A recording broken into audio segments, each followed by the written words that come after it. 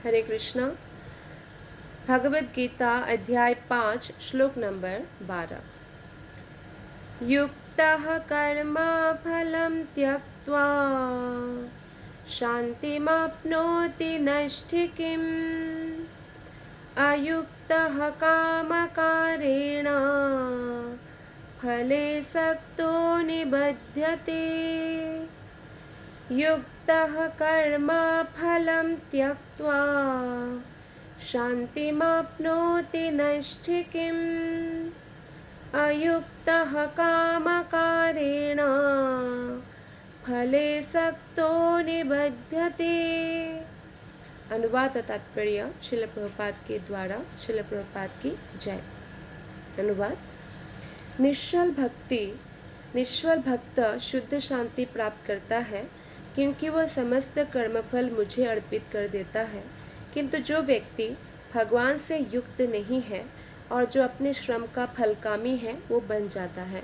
तो हम देखते हैं इस श्लोक में कि जो भी फल का जो इच्छा है उसको त्याग देते हैं और भगवान की इच्छा पर निर्भर रहते हैं कि इसके बदले जो भी मुझे मिलेगा वो कृष्ण की कृपा होगी। इस तरह से वो अपने भावना को रखते हैं। एक्चुअली सारा खेल जो है भावना का है। अगर हम बुरी भावना को पनपने देंगे हमारे हृदय में तो हम हमेशा ही दुखी रहेंगे, और अगर हम कृष्ण भावना को पनपने देंगे हमारे हृदय में यानी कल्टिवेट करेंगे तो हम हमेशा ही सुखी रहेंगे, no matter what is the situation is. और कोई भी मान लीजिए दुख का भी कारण है फिर भी हमारे मन में शांति रहेगी, या उस दुख से कैसे मुकाबला करना है उसके लिए भी हमें जो है बुद्धि प्राप्त होंगी भगवान से। तो इसीलिए ये इम्पोर्टेंट है कि समस्त कर्मफल हमें कृष्ण को ही समर्पित करना चाहिए। और जो व्यक्ति फल कामी है कि मैंने ये किया है अब मुझे इसका फल की इच्छा है तो वो बन जाएंगे। तात्पर्य में श्रील प्रभुपाद जी बताते हैं कि एक कृष्ण भावना भावित व्यक्ति तथा एक देहात्म बुद्धि वाले व्यक्ति में यह अंतर है कि पहला तो भगवान कृष्ण के प्रति आसक्त रहता है और दूसरा अपने कर्मों के फल के प्रति आसक्त रहता है। तो एक व्यक्ति को ये प्रश्न आ सकता है कि कितना भक्ति करेंगे, कोई दिन भर तो भक्ति नहीं कर सकता है ना। आप देखिए आत्मा जो है, आत्मा आध्यात्मिक विषय है। अगर हम आत्मा को कितना ही भौतिक चीज़ें दें आत्मा तुष्ट नहीं हो सकता है। आत्मा को हमें आध्यात्मिक चीज़ें ही देनी होंगी। तो आत्मा का एकमात्र कर्तव्य ही है कि वो कृष्ण भक्ति करे। तो अगर हम दिन भर इंद्रिय तृप्ति कर सकते हैं तो हम दिन भर कृष्ण भक्ति कैसे नहीं कर सकते हैं। लेकिन उसके लिए हमें बुद्धि की आवश्यकता होगी, और वो बुद्धि हमें कौन प्रदान करेंगे? गुरु प्रदान करेंगे। और तब जाकर हम 24 घंटा कृष्ण पर आसक्त रह सकते हैं और खुश रह सकते हैं। जो भी व्यक्ति कृष्ण के प्रति आसक्त रहकर कृष्ण के लिए कर्म करता है वो निश्चय ही मुक्त पुरुष है और उसे कर्मफल की कोई चिंता नहीं होती। उनको मालूम है कि उनका कुछ भी नहीं है, सब चीज़ों का स्वामी कृष्ण है, वो भगवान का दास है। तो जो भी कर्तव्य कर रहे हैं वो भगवान की प्रसन्नता के लिए कर रहे हैं। उसका जो भी फल आएगा तो उनसे उनको कोई इसलिए दुख नहीं प्राप्त होता है। उसको कोई चिंता ही नहीं रहती है, क्योंकि उनका जो विश्वास है कृष्ण पर इतना स्टेबल है, इतना दृढ़ है कि उनको मालूम है कि जो भी होगा मेरे साथ अच्छा ही होगा। भागवत में किसी कर्म के फल की चिंता का कारण परम सत्य के ज्ञान के बिना द्वैत भाव में रहकर कर्म करना बताया गया है।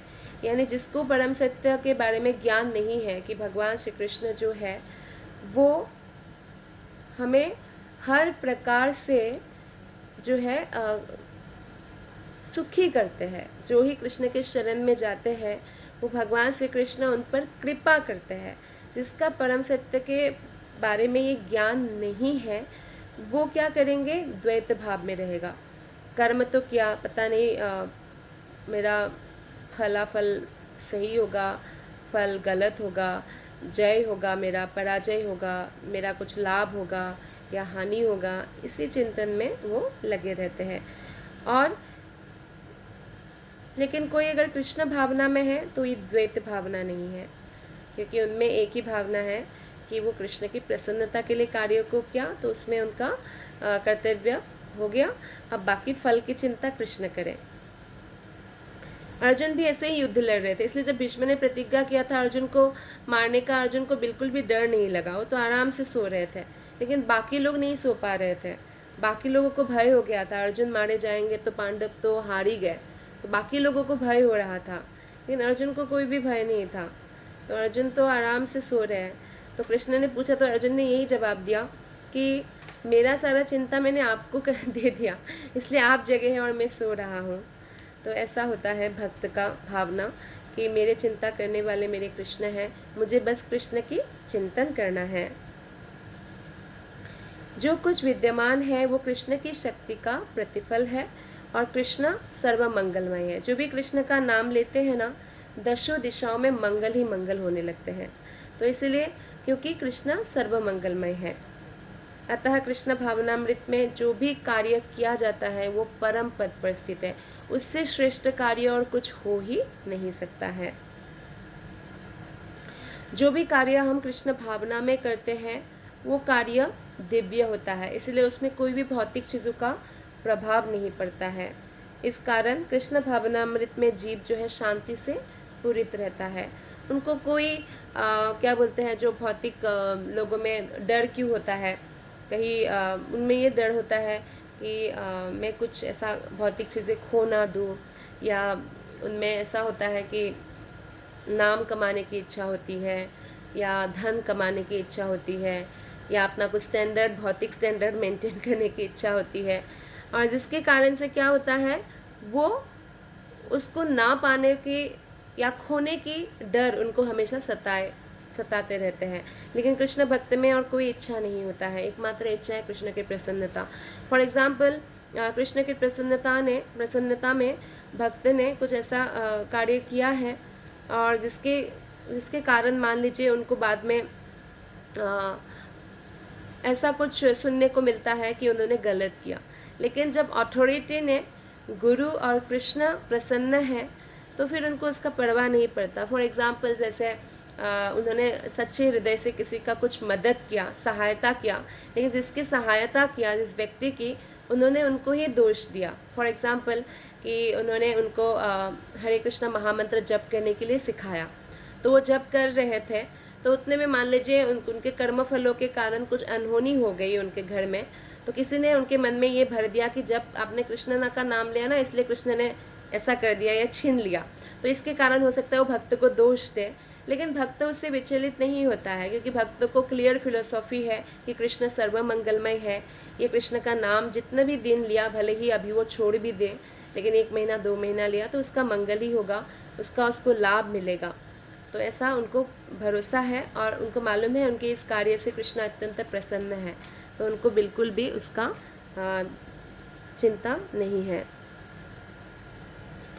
तो इस कारण जो है कृष्ण भावनामृत में जीव शांति से पूरित रहता है, किंतु जो इंद्रिय तृप्ति के लिए लाभ में और लाभ के लोभ में फंसा रहता है उसे शांति नहीं मिल सकती, क्योंकि हर समय वो लाभ लाभ लाभ लाभ लाभ चाहिए, नुकसान नहीं चाहिए, और जब नुकसान आएगा उसे हजम भी नहीं कर पाएगा, फिर उसे फ्रस्ट्रेशन होगा। मतलब हम सबको सुख सुख सुख चाहिए, दुख नहीं चाहिए। लेकिन कृष्ण भक्त कैसे है, दुख भी है तो भी कृष्ण की प्रसन्नता के लिए कार्य करेंगे, भक्ति करते रहेंगे, सुख भी है तो भी भक्ति करते रहेंगे, बीमार भी है तो भी भक्ति करते रहेंगे।